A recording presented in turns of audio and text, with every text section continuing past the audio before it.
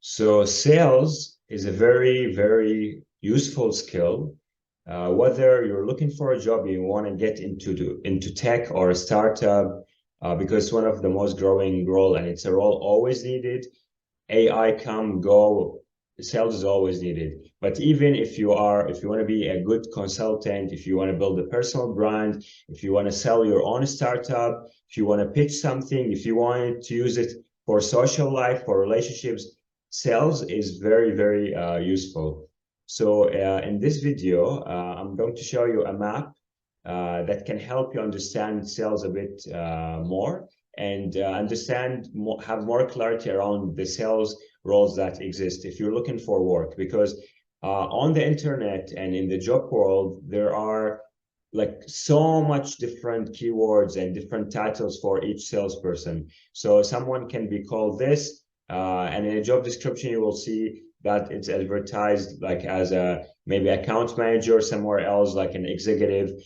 Somebody can be called an associate, another place can be called specialist, right? So there's can be a lot of confusion. So I'm gonna try to help you give you some clarity around how the sales work on the back end in a way. Okay, so let me. All right, here we go. All right, just see me. All right. So basically, let's start with we're talking here about sales, right?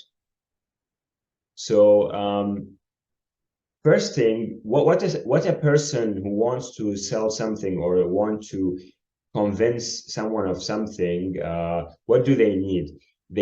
There are a lot of skills, and it depends on your personality, depends on the context, but I would say number one, that person has to have fire. So they have to have the fire coming from them, the passion, the assertiveness, the strength that comes with being a lot of people who are extroverted, they have that fire in them, that passion, enthusiasm in them when they're speaking, when they're trying to talk about something. So, but not necessarily. And someone who's an introvert might have a lot of passion or fire for a specific topic. And when you see them talking, like Simon Sinek, for example, is a speaker. When you see Simon Sinek speaker about something he loves, he speaks very passionately about it and in a fiery way. Also, it's a push energy, so it's an energy. That's why it's here. I've put push. Okay, passion, fire. We talked about this, and then the other, I would say, very crucial skill is that person need to have speed, productivity, and good self-management. Because when you're working in sales, there's going to be a lot of clients, or there's going to be a lot of things you need. Sometimes you need to cold call, sometimes you need to send 7 different emails. Sometimes you need to multitask, like while you are talking to a client, type like notes about what the client answers and things. So it needs multitasking and self-management, and that require someone to be grounded, to be in control. Because if you get stressed easily or distracted, you might not able to accomplish the goals your manager set to you or you set to yourself as an entrepreneur or a consultant, etc. EQ and empathy, I would say they are very important, but it's not like one of the most important things. By default, as humans, we all have emotional intelligence and empathy. So anyone I believe anyone work on their self-awareness, they're gonna have EQ and empathy by default. Okay, but of course it's helped if you're working in a nonprofit with a lot of people who are driven by empathy and driven by a mission, then you have to have more empathy than a normal like salesperson working in a tech startup. So let's move to the roles. And this is where there's a lot of generic content and job descriptions about this. So when we talk about the phases of sales, I've categorized this map by the phases. So first, you need, whether you're a entrepreneur or like a sales working within something, you're trying to sell a product or service, you need to gather who's the people you're going to connect with. on LinkedIn? Who's the people you're going to call? Who's the people you're going to send emails? Who's the people you're going to send them that product or service? So it starts with research, right? And this is where someone with a business development role, typically, they work around the area of researching the client, using different tools to find clients, to find leads, right?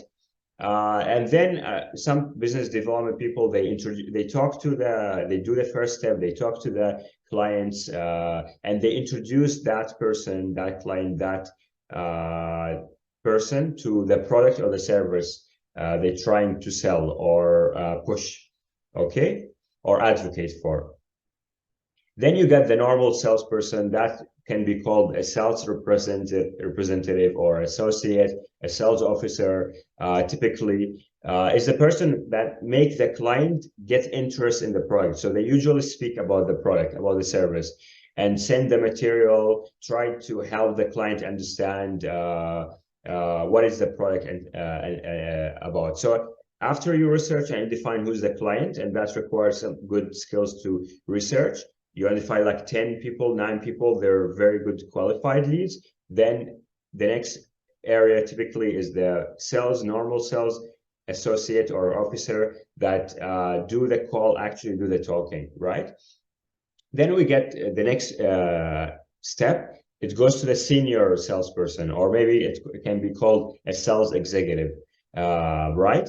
That person try to close the deal, negotiate, give more deeper knowledge about the product and service. So consult. And consultant, if you want to be a consultant, it's a very important, this is a very important phase, because it can teaches you how to ask questions and respond with smartly to the client questions, right? Then we go next, after you close the deal as a senior salesperson, then we got to people with the titles like account manager, customer success. This is, as you see here, it's post sales. This is the person who take care of the client after the sales is done. They try to convert them to like a higher, more deals. They try to renew them after the subscription ends after 1 year. They try to renew them. They nurture the relationship. So customer success, always think about it. It's after you've done the research and the normal and the deal is done. The account managers and customer success people come in. Now, after this, you might see on the internet or in the job description, some organization hiring people for onboarding specialists, or maybe training specialists, client training specialists, or something like that, right? And these are the, I would say here, if you're doing this, that means you are also post sales. A lot of customer success managers, CSMs, they work on onboarding. They do that as well. So they usually, these people help clients use the product or service more efficiently and try to onboard them to the service or product. This is the in a small organization, in a startup, maybe you are the person, the jack of all trades, and the Jane of all trades. You might be doing all of this together, right? But the bigger the organization gets, the bigger the team, the more you will see that company is going to hire different roles, specialists, based on the different category I put here, or the phase of sales I put here. Okay, let's go to now in the job. After you know that these are the skills, these are the skills here, these are the different roles, then what different types of business you can apply for if you're looking for work around sales, or if you have sales skills and you want to be, you're curious, interested to know. In a startup, as I give you some hints, like what a startup, like a startup, you will be doing multiple, you need multiple skills. You need to do the research, also do the like the negotiating, and also maybe after you that client you they buy your subscription as a SaaS startup, for example, then you will onboard them and train them as well. Onboard them and train them as well as a startup person, salesperson. Then if you're in corporate large business, as I said, it's gonna get to a lot of different roles.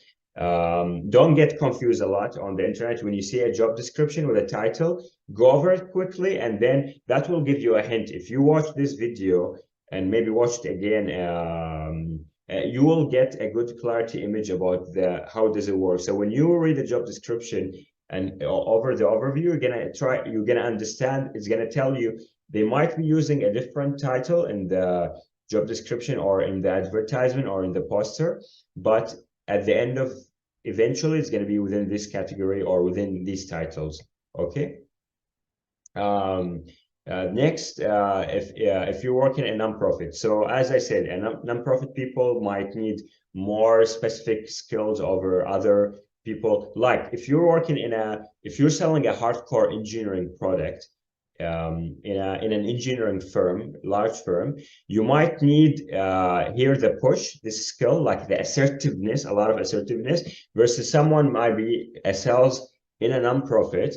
They might need more empathy. They still need assertiveness, because when you're talking on the phone, you still, even if you're selling something a nonprofit, a service, or you're trying to get donation, you still need to tell the like the client in front of you, this is our service. You need to tell the nonprofit in a clear way, in a specific way, and that takes assertiveness. But you might need more empathy over assertiveness. Okay. Then we got freelance. Of course, if you're a consultant, if you want to be a consultant, freelancer, if you want to be a freelancer web developer, or if you want to be a freelancer like business finance consultant, you still need to meet with people, network, right? So here, if you're looking for a job as a freelance then you need also, I would say, the skills. And some other point on this. Some people, it might be interesting for you. Some people work as a sales freelancer. So instead of they work on the same product for like 1 year with the same client, they might take contracts, small contracts. So like they go to a company trying to, in this phase, like to sell their product. They work with them on 2 months, and then they move to another client. They might be working with 3 different startups at the same day, but they categorize their 9 to 5 into, like, maybe in the morning I'm gonna do 15 calls for this client, and as a freelance salesperson I'm going to do 20 emails in the evening for the other startup. So this can be an interesting thing. If you have the necessary skills for sales, and you love talking, speaking, you love to advocate for a product, service, then you might be interested in hunting for freelance sales roles. Okay, so and then what is it like when you're actually applying? So of course you need to have a resume that show passion for the product, service. So like if you're trying to apply for a sales role, or even pitch your startup to an investor, consider the investor is the job advertiser, and you're trying to sell them your startup. That investor, when they read your profile, they have to see you have passion in that industry you're building your startup on. Same thing if you're applying for a job as a sales person within a job description advertised. You have to show them in your CV and resume and your LinkedIn, your portfolio, etc. You have passion for that specific product or service you're trying to apply for. Of course, experience is needed, showing keywords on your resume related to previous roles you've done, or maybe like projects, volunteering you've done around what they're asking for. And this is like some couple of really useful thing for you to know. So if you apply for something and they liked your resume, they liked your profile, then they're going to do maybe a phone interview. Someone gonna call you from HR for a phone interview. And here, try to show a good voice projection. Try to show you are specific, and try to speak with clarity, because that will give indication to the HR person or the hiring manager that you are a good salesperson. Because again, here, all these having good voice, being specific and clear is part of being is part of self-management. If you are a person with good self-management, you by default going to have these three. And of course, it's something always to improve. Like always, every one of us need to work on their self-management. The more we work on our self-awareness and the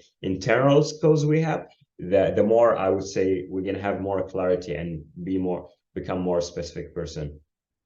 Now let's go after, let's say you're successful in the phone interview, we go to the interview. So after you land an interview, you need to show them interview, you'll have fire, curiosity. So when I'm looking now for you in the camera, I'm speaking with fire. I'm speaking with passion with you, right? Like for the people seeing this, right? So this is the same. Try to push yourself.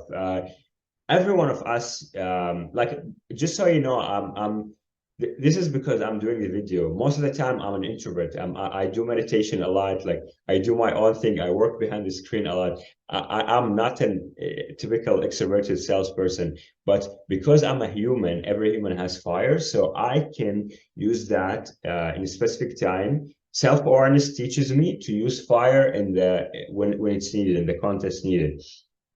So what does that mean? That means you can work and in the interview try to show that fire and curiosity. And of course, this is very important here, trying to show that you've studied the product and the service you're trying to talk about. So show them you've done your research, go over the website, the vision, the features of the product service you're trying to apply for. Right, like in the job you're trying to apply in that company, and try to show them that you've studied it, you know its features, because that's going to give them very good that you are a good sales human person who've done their research, understand the industry, understand the product. And then of course you have to, in the interview, you have to ask questions, because the best salespeople in the world, they're the people that ask a lot of questions. They're not the people always speaking. They're people who ask good question in a smart way. I hope this was useful. This gives you more clarity overall for all the different sales role. Please let me know if you have any questions. And perhaps, I don't know, perhaps next, maybe you want me to do something about marketing. Let me know if you want me to do like a similar map for marketing roles within startups and within the online world nowadays. Take care and have a great rest of your day or evening. Bye.